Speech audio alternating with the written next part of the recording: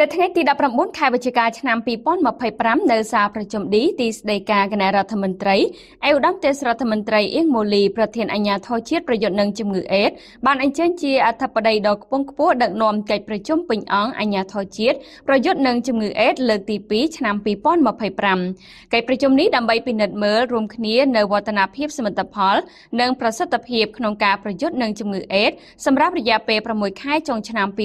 2025និងធ្វើការប្រមូលពិភាក្សាលើធាតុចូលរួមជាមួយនឹងអនុសាសន៍ពីសមាជិកសមាជិកាដែលអញ្ជើញចូលរួមដែលមានឯកឧត្តមលោកជំទាវលោកស្រីជាប្រធានគណៈកម្មាធិការប្រយុទ្ធនឹងជំងឺអេដស៍ក្រសួងស្ថាប័នរាជធានីខេត្តនិងក្រុមការងារប្រយុទ្ធនឹងជំងឺអេដស៍ក្រសួងស្ថាប័នព្រមទាំងប្រធានលេខាធិការដ្ឋានប្រយុទ្ធនឹងជំងឺអេដស៍រាជធានីខេត្តអង្គការជាតិអន្តរជាតិនិងអង្គការសង្គមស៊ីវិលសរុបចំនួន180នាក់មានប្រសាសន៍បើកិច្ចប្រជុំឯកឧត្តមទេសរដ្ឋមន្ត្រីអៀងម៉ូលីបានថ្លែងអំណរគុណនិងបានវាតម្លៃខ្ពស់ចំពោះក្រសួងស្ថាប័នពាក់ព័ន្ធទាំងអស់ដែលបានខិតខំប្រឹងប្រែងនិងសហការប្រកបដោយផ្លែផ្កាជាមួយនឹងអាជ្ញាធរជាតិប្រយុទ្ធនឹងជំងឺអេដស៍ក្នុងការជំរុញនិងចូលរួមអនុវត្តគោលនយោបាយជាតិបញ្ចប់អេដស៍និងចីរភាពកម្មវិធីអេដស៍សម្រាប់ឆ្នាំ2023-2028របស់រាជរដ្ឋាភិបាលកម្ពុជារួមជាមួយនឹងលិខិតលេខ213សចនសសចុះថ្ងៃទី21ខែកុម្ភៈឆ្នាំ2019របស់ទីស្តីការគណៈរដ្ឋមន្ត្រី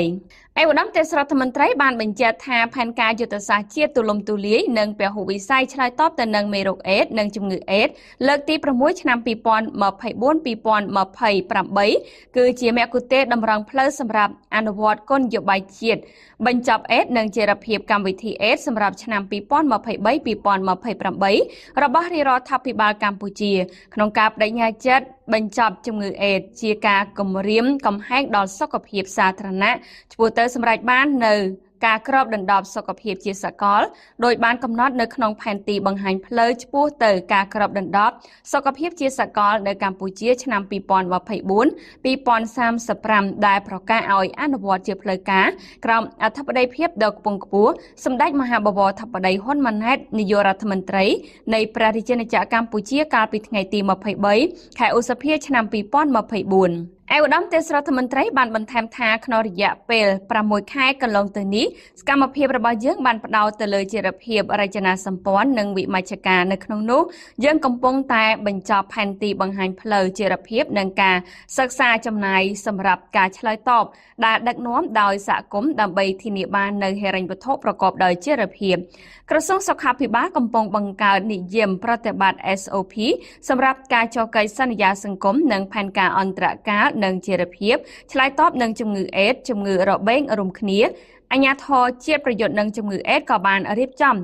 និយមប្រតិបត្តិស្ដីពីការធ្វើវិមជ្ឈការនៅក្នុងការជំរុញការឆ្លើយតបទៅនឹងមេរោគអេដស៍និងជំងឺអេដស៍នៅថ្នាក់ក្រោមជាតិខេត្តស្រុកនិងឃុំសង្កាត់ដោយពន្លឿនការផ្ដល់ការឆ្លើយតបទៅនឹងមេរោគអេដស៍នៅមូលដ្ឋានឃុំសង្កាត់ចំនួន324បានដាក់បញ្ចូលការឆ្លើយតបនឹងជំងឺអេដស៍ទៅក្នុងផែនការឃុំសង្កាត់របស់ខ្លួនដែលបានប្រមូលថវិកាប្រមាណជា$587,000សហរដ្ឋអាមេរិកសម្រាប់រយៈពេល6ខែខាងមុខនេះឯកឧត្តមទេសរដ្ឋមន្ត្រីបានសង្កត់ធ្ងន់ថានៅថ្នាក់ជាតិយើងនឹងបញ្ចប់និងអនុវត្តយន្តការជាយុទ្ធសាស្ត្រសំខាន់ៗរួមមានបញ្ចប់ការពិនិត្យឡើងវិញនៅផែនទីបង្ហាញផ្លូវប្រកបដោយចីរភាពដើម្បីកំណត់អត្តសញ្ញាណច្បាស់លាស់និងដោះស្រាយគម្លាតបញ្ចប់ការសិក្សាការចំណាយដែលគ្រប់គ្រងដោយអង្គការ UNAIDS ស្ដីពីការផ្ដល់ហិរញ្ញប្បទានប្រកបដោយសុវត្ថិភាពក្នុងការឆ្លើយតបរបស់សហគមន៍ដើម្បីបញ្ចូលសេវាកម្មទាំងនេះទៅក្នុងកញ្ចប់មេរោគអេដស៍ស្នូលបង្កើតយន្តការសេវាកម្មបន្តដោយបញ្ចប់ការរៀបចំនិយមប្រតិបត្តិសម្រាប់កិច្ចសន្យាសង្គមនិងផែនការអន្តរកាលជំងឺអេដស៍ជំងឺរបេងរួមគ្នាដាក់បញ្ចូលមេរោគអេដស៍ទៅក្នុងយុទ្ធសាស្ត្រសុខាភិបាលដោយធានាឲ្យស្របទៅនឹងផែនការយុទ្ធសាស្ត្រសុខាភិបាលទី4 HSP4 ឆ្នាំ2025-2034ដែលទើបអនុម័តថ្មីចំណែកឯនៅថ្នាក់ក្រោមជាតិអាទិភាពស្នូលផ្ដោតទៅលើប្រតិបត្តិការយុទ្ធសាស្ត្រវិមជ្ឈការថ្មីរួមមានដាក់ចេញនៅនិយមប្រតិបត្តិស្ដីពីការធ្វើវិមជ្ឈការនៅក្នុងការជំរុញការឆ្លើយតបនឹងមេរោគអេដស៍និងជំងឺអេដស៍នៅថ្នាក់ក្រោមជាតិមានខេត្តស្រុកនិងឃុំសង្កាត់ ពង្រឹងគណនេយ្យភាពសង្គមដែលបន្តដាក់បញ្ចូលក្របខ័ណ្ឌគណនេយ្យភាពសង្គមទៅក្នុងអភិបាលកិច្ចមូលដ្ឋាន